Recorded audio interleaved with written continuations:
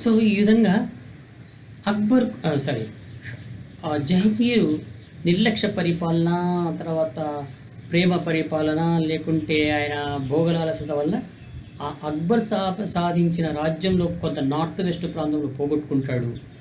తర్వాత ఈ అంతర్గత కలహాలు, ఎవరు సింహాసనానికి రావాలని వాళ్ళ మధ్యలోనే వాళ్ళకు పోరాటము, నూర్జహాన్ కొంత పాలిటిక్స్ ప్లే చేస్తుంది. తర్వాత ఆమె అన్న కొంత పాలిటిక్స్ ప్లే చేస్తాడు. ఈ సమయంలో ఆ జహంగీర్ యొక్క పెద్ద కుమారుడు షాజహాన్ అతను ముందుకు వస్తాడు. ఆయన పేరే ఖుర్రం అసలు పేరు షాజహాన్, తర్వాత పేరు అనమాట. షాజహాన్ ఆ విధంగా 1628లో రాజ్యానికి వస్తాడు. 58 వరకు 30 సంవత్సరాలు పరిపాలిస్తాడు Shah Jahan. No doubt is a great ruler.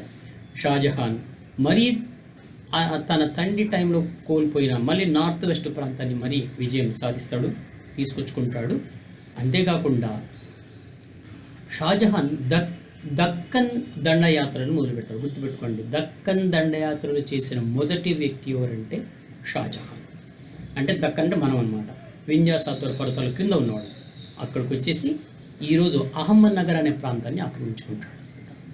ఆ తర్వాత వెళ్తాడు, బాగా పరిపాలిస్తాడు. ఆయన కాలంలోనే అనేక కట్టడాలు, తర్వాత నెమలి సింహాసనము, ఎర్రకోట, తాజ్మహల్ ఇవన్నీ కూడా వచ్చేసింది. అది మరి ఇంకొక పాఠంలో మనం చదువుదాం. అయితే పరిపాలన మీద ఆయన మీద క్రిటిసిజం ఉంది, చరిత్ర చూస్తాం. ఆ తర్వాత ఆయనకు 4 కుమారులు. ఆ 4 కుమారులలో 3వ వాడే ఔరంగజేబు. పెద్దవాడి పేరు దారా షికో, చాలా స్కాలర్ కానీ చాలా మెతక. అందువల్ల 3వ వాడు గడుసువాడు ఔరంగజేబు తండ్రిని చంపేస్తాడు. షాజహాన్ చంపి రాజ్యానికి వస్తాడు ఔరంగజేబ్. పెద్దనన్ను దారా షికోను జైల్లో పెట్టేస్తాడు, కళ్ళు తీపిస్తాడు. తర్వాత 2వ అన్నను చంపేస్తాడు, తమ్ముడిని చంపేస్తాడు. ఆ విధంగా రాజ్యానికి వచ్చేస్తాడు ఔరంగజేబ్. 1658 నుంచి 1707 వరకు పరిపాలిస్తాడు. ఔరంగజేబ్ కాలంలో దక్కన్లో ఇంకా కిందికి వస్తారు. ఇంకా కిందికి వచ్చి అహ్మద్నగర్, బీజాపూర్, బీదర్, బీరార్, గోల్కొండ వరకు, అంటే మన హైదరాబాద్ ప్రాంతం వరకు వస్తాడనమాట. హైదరాబాద్ను 1687లో ఆక్రమించుకుంటాడు. ఈ విధంగా ఔరంగజేబ్ కాలంలో మొఘల్ సామ్రాజ్యం ఉత్తరాన ఈరోజు ఆఫ్ఘనిస్తాన్ దగ్గర నుంచి దక్షిణాన గోల్కొండ వరకు, తూర్పున సింధు ప్రాంతం నుంచి పడమర సింధు ప్రాంతం నుంచి తూర్పున అస్సాం వరకు వ్యాపించింది మొఘల్ సామ్రాజ్యం. This is summary of political history of Mughal period. Now we will see how they expanded their empire in a map అన్నమాట. నేను మ్యాప్లో వాళ్ళదాన్ని నేను మీకు చేసి చూపిస్తాను.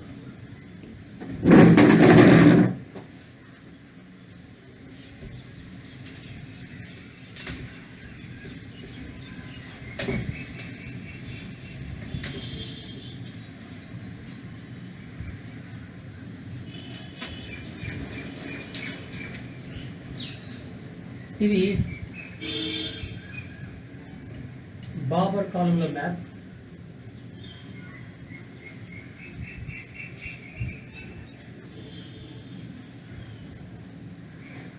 బాబర్ కాలంలో ఇది రాజ్యం, బాబర్ యొక్క రాజ్యం. సో ఇది చాలా చిన్న రాజ్యం బాబర్ కాలంలో. హుమాయూన్ కాలంలో ఏమీ లేదు. నెక్స్ట్ ఎవరి కాలంలో బాగా విజృంభించింది? అక్బర్ కాలంలో. సో అక్బర్ కాలం వచ్చేటప్పటికి మొఘల్ సామ్రాజ్యం బాగా విస్తరించింది. ఇక్కడ నార్త్ వెస్ట్ ప్రాంతం నుంచి ఇంతవరకు వచ్చేసింది. ఇక్కడ అహ్మద్నగర్ ప్రాంతం వచ్చింది. సో మొఘల్ సామ్రాజ్యాన్ని మొదటిసారిగా విస్తరించేసిన వాడు ఎవరు అంటే అక్బర్. మరి జహంగీర్ కాలంలో ఇంకా చెప్పాలంటే ఇది పోగొట్టుకున్నాడు, ఈ ప్రాంతాన్ని పోగొట్టుకున్నాడు జహంగీర్. మళ్ళీ షాజహాన్ కాలంలో మళ్ళీ విజృంభించింది.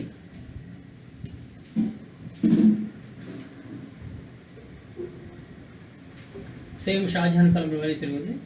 ఇది అహ్మద్నగర్ వరకు వచ్చేసేసినాడు, ఈ ప్రాంతం వరకు వచ్చేసినాడు. ఇది షాజహాన్ కాలం. ఇదంతా నెక్స్ట్ ఔరంగజేబ్.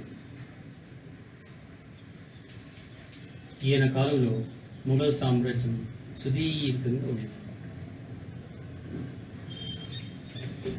సేమ్ అదే ఉత్తర భారతదేశం నుంచి దక్షిణ భారతదేశంలో గోల్కొండ వరకు వచ్చేసేసి. సో ది బిగ్గెస్ట్ ఎంపైర్ ఎవరి కాలంలో అంటే ఔరంగజేబ్ కాలంలో. సో ఈ విధంగా మీరు చూస్తే బాబర్ కాలంలో చిన్నగా ఉన్న మొఘల్ సామ్రాజ్యం అక్బర్ కాలంలో విస్తరించింది, షాజహాన్ కాలంలో దక్కన్ ప్రాంతం వరకు వచ్చింది, ఔరంగజేబ్ కాలంలో గోల్కొండ ప్రాంతం వరకు వచ్చింది. ఇది మొఘల్ సామ్రాజ్య విస్తరణ. కాబట్టి మొఘల్ సామ్రాజ్యం అనేది ఒక కాలంలో విస్తరించాలి. కాబట్టి ఒకసారి మనం సమ్మప్ చేస్తే, ఫస్ట్ బాబర్ మొఘల్ సామ్రాజ్య స్థాపకుడు, నెంబర్ 1 పాయింట్. నెంబర్ 2, మొఘల్ సామ్రాజ్య విస్తరణను చేపట్టిన వాడు ఎవరు అంటే అక్బర్. మొఘల్ సామ్రాజ్యానికి దెబ్బ తగిలింది ఎవరి కాలంలో అంటే జహంగీర్. కారణం జుంటా పాలన, అంటే అంతర్గత కలహాలు. మొఘల్ సామ్రాజ్యం దక్కన్ భారతదేశంలోకి ప్రవేశించింది ఎవరి కాలంలో అంటే షాజహాన్. మొఘల్ సామ్రాజ్యం దక్కన్ భారతదేశంలో గోల్కొండ వరకు వచ్చింది. పెద్ద మొఘల్ సామ్రాజ్యం స్థాపించింది ఎవరంటే ఔరంగజేబ్. అంటే వీళ్ళ రాజ్యంలో ఇద్దరిని తీసేస్తే, హుమయూన్, జహంగీర్, ఈ ఇద్దరిని తీసేస్తే 6 మందిలో 4 మొఘల్ సామ్రాజ్య స్థాపనకు, మొఘల్ సామ్రాజ్య విస్తరణకు కారకులైన అనమాట. అందువల్ల మొఘల్ సామ్రాజ్యాన్ని మనం పొలిటికల్గా ఈ విధంగా అర్థం చేసుకోవాలన్నమాట. ఒక్క 5 నిమిషాలు మనం చూసుకుందాం. ఏంది జుంటా పాలన? చాలాసార్లు మీరు జుంటా పాలన అంటున్నారు. సరే ఏంది, వాట్ ఈస్ దిస్? ఎందుకంటే మీకు 5 మార్కుల క్వశ్చన్లు ఇస్తారు. What is junta administration? Junta పాలన ఇస్తారు. జుంటా పాలన అంటే ఏంటంటే, జహంగీరు వాళ్ళ నాన్న ఉన్నప్పుడే కొంత ఒక రకమైన అవలక్షణాలతో ఉంటాడు. ఒకసారి వాళ్ళ నాన్న యుద్ధాల్లో ఉన్నప్పుడు అహమ్మనగరు, తర్వాత చాంద్ బీబీ, తర్వాత రాణి దుర్గ, ఈ యుద్ధాల్లో ఉన్నప్పుడు జహంగీర్ ఏం చేస్తాడంటే సిక్కులతో చేతులు కలిపి ఢిల్లీకి నేనే రాజును ప్రకటించుకుంటాడు. తండ్రికి విపరీతమైన కోపం వస్తుంది. నా తర్వాత వాడికి కదా రాజ్యం వచ్చేది, అయితే అందులోపల రాజుని ఎట్లా ప్రకటించుకుంటాడు, పైగా సిక్కులతో చేయగలిపాడని చెప్పేసి అక్బరు మరి తిరిగి వెళ్ళిన తర్వాత ఓడిస్తాడు, శిక్షిస్తాడు. శిక్షించి ఇంకా ఇంటికే పరిమితం చేస్తాడు. యాక్చువల్గా జహంగీర్ చెప్పాలంటే అమోఘమైన తెలివైన వాడు. అసలు భారతదేశంలో న్యాయంగా పరిపాలించిన మొదటి చక్రవర్తి ఎవరంటే జహంగీర్. అలాంటి జహంగీర్ రాజకీయంగా ఆయన దెబ్బతిని, ఇంకా తర్వాత ఇతనికి బుద్ధి రావాలి అంటే పెళ్లి చేస్తే బాగుంటుంది అనుకుంటాడు. పెళ్లి కూడా చేస్తాడు.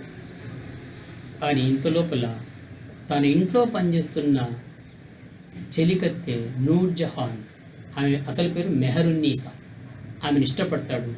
అక్బర్ దీన్ని విని చాలా కోపడి మెహరున్నీసాను వాళ్ళని పంపించేస్తాడు. పంపించినా కూడా అక్బర్ చనిపోయేది జహంగీర్ రాజై మరీ మెహరున్నీసాను పిలిపించుకొని వాళ్ళ భర్తను కూడా చంపేసి ఆమెను పెళ్లి చేసుకుంటాడు. పెళ్లి చేసుకుంటప్పుడు ఆమె 2 కండిషన్లు పెడుతుంది. ఏం కండిషన్లు పెడుతుందంటే, నేను నిన్ను పెళ్లి చేసుకుంటా, కానీ రాజ్యం అంతా నా చేతులు ఉండాలి, అధికారం నాకు ఇవ్వాలి. అట్లా ఒప్పందం కేవలం మెహరున్నీసా లేక నూర్జహాన్ యొక్క షరతుల మీద రాజ్యాన్ని ఇచ్చేస్తాడనమాట. నూర్జహాన్ అంటే ప్రపంచ సుందరి అని అర్థం అనమాట. ఆమె ప్రేమలో పడి రాజ్యాన్ని ఇచ్చేస్తాడు. ఆమె తనకు ఇష్టమైన వ్యక్తులను రాజుగా చేయాలని ఆమె ప్లాన్ చేస్తుంది.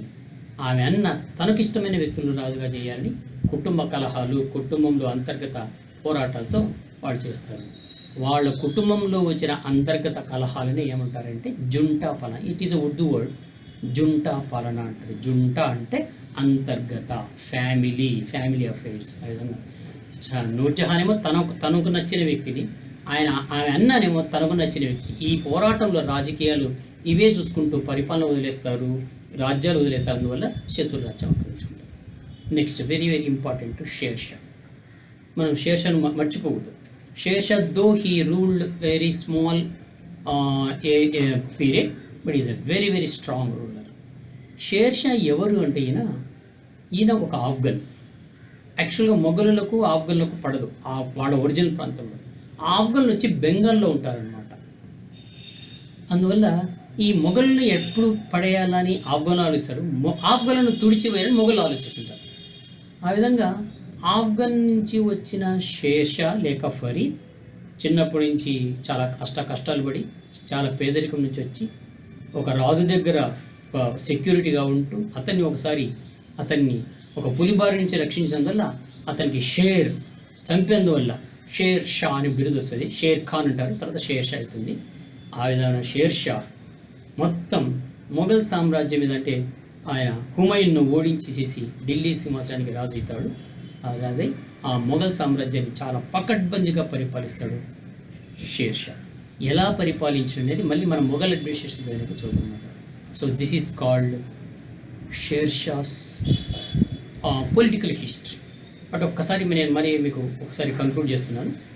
మొఘల్ సామ్రాజ్యంలో 6 మంది రాజులు: బాబర్ 1526 నుంచి 1530, హుమయూన్ 1530 నుంచి 1555, అక్బర్ 1556 నుంచి 1605, జహంగీర్ 1605 నుంచి 1628, షాజహాన్ 1628 1658, ఔరంగజేబ్ 1650 నుంచి 1707.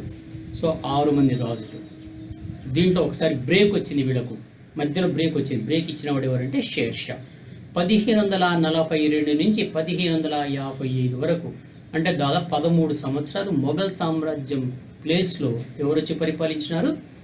షేర్ షా వచ్చి పరిపాలించినాడు. దీన్ని సూర్ వంశము అని అంటారు. షేర్ షా యొక్క వంశం పేరు సూర్ వంశం. సో సూర్ వంశం వచ్చి పరిపాలించింది. ఇది కూడా గుర్తుపెట్టుకోవాలి. 1542 నుంచి 1555 వరకు. This is called Sur administration. మిగతా ఇంకా 200 సంవత్సరాలు, except these 13 years, the remaining period was ruled by Mughals. So this is called Mughal history. లాస్ట్లో ఔరంగజేబ్ 1707లో చనిపోతాడు. చనిపోయిన తర్వాత ఆయన తర్వాతన వచ్చిన రాజులందరూ అసమర్థులు. They are very very very weak rulers. In addition to that they quarrelled with in themselves. అంతర్గత పోరాటం చేసుకొని వాళ్ళు దెబ్బతింటారు. ఆ విధంగా 1707 తర్వాత చిన్నగా మొఘల్ సామ్రాజ్యం క్షీణిస్తూ పోతుంది. అయితే మొఘల్ సామ్రాజ్యం క్షీణించడానికి కారణాలు చాలామంది చాలా రకాలుగా చెప్తారు. నో డౌట్ ఎవరైనా ఒప్పుకోవాల్సింది అసమర్థులు. ఔరంగజేబ్ తర్వాత వచ్చిన వాళ్ళు అసమర్థులు, దానికి తిరిగేలేదు. కానీ అసలైన కారణం ఏంటంటే వాళ్ళు ప్రవేశపెట్టిన జాగీర్దారీ వ్యవస్థ. దీన్ని మనం సపరేట్గా చూద్దాం. సో ఒక రకమైన రాచపుండు అనమాట. మొఘల్ ఎంపైర్కు ఒక క్యాన్సర్ లాంటిది ఏదంటే వాళ్ళు ప్రవేశపెట్టిన జాగీర్దారీ సిస్టమ్, జాగీర్దారీ వ్యవస్థ. ఇంకా మిగతా మీరు చెప్పొచ్చు, అసమర్థుల పాలన, విశాలమైన సామ్రాజ్యము, అధికారుల నిర్లక్ష్యము, బలహీనమైన సైన్యము, మిగతా రాజులందరూ బలవంతులు, ఇవన్నీ ఎన్నైనా రాయొచ్చు. కానీ అన్నీ రాయండి, 1, 2, 3. కానీ మొఘల్ సామ్రాజ్యం పతనానికి మొదటి కారణం మాత్రం అసమర్థులైన రాజులు. అసలైన కారణం ఏంటంటే వాళ్ళ యొక్క జాగీర్దారీ వ్యవస్థ. అయితే ఒక ఆర్గ్యుమెంట్ ఉంది, మొఘల్ సామ్రాజ్య పతనానికి కారకులు ఔరంగజేబే అని అంటారు, కొంతమంది కాదు అంటారు. ఔరంగజేబే మొఘల్ సామ్రాజ్య పతనానికి కారకులు అని ఎవరంటారంటే, ఔరంగజేబు నిజంగా పటిష్టంగా పరిపాలించి ఉంటే ఆయన తర్వాత ఎట్లా పడిపోతుంది? మంచి బిల్డింగ్ కడితే ఎందుకు పడిపోతుంది? ఔరంగజేబు అసలు ఆయన తర్వాత అంటే మంచి రాజ్యాన్ని ఏర్పరచకుండా, మంచి ట్రైనింగ్ ఇవ్వకుండా, మంచిగా ఆయన అనేక మంది శత్రువులను తయారు చేసుకున్నాడు. సిక్కులను, మహారాష్ట్ర వాళ్ళను, తర్వాత ఆఫ్ఘన్లను, ఇట్లా చాలామంది రాజపుత్రులు, చాలామంది శత్రువులను చేసుకున్నారు. ఆ శత్రువులే తర్వాత దెబ్బతీసినారు. కాబట్టి ఔరంగజేబ్ పాలసీనే మొఘల్ సామ్రాజ్య పతనానికి కారకులు అంటారు. కానీ కొంతమంది ఏమంటారంటే, నో, ఒకవేళ నిజంగా ఔరంగజేబే పతనానికి కారకుడైతే వాళ్ళు ఆ కాలంలోనే పతనం అయిపోయిండాలి కదా, పతనం కాలేదు కదా. అంటే he was a good administrator, he was a able administrator, he was a very powerful administrator. కష్టాలను సైతము, ఇబ్బంది సైతం నిర్వహించగలిగిన వాడు. కాబట్టి ఔరంగజేబ్ గొప్పవాడు. వచ్చిన వాళ్ళు, తర్వాత వచ్చిన వాళ్ళు వీక్ అటు వాళ్ళు పోగొట్టుకున్నారు. కాబట్టి ఔరంగజేబ్ ఎలాంటి సమయంలో కూడా అతను దీని పతనానికి కారకుడు కాదు అని అంటున్నాడు. This is a summary of Mughal history. ఇంతటితో మనకు ఫస్ట్ యూనిట్ అయిపోయింది. దీన్ని బాగా చూసి మీకు డౌట్ ఉంటే అడగండి, లేకపోతే మీరు తర్వాత దాన్ని చేసి రియాక్ట్ కండి. Thank you.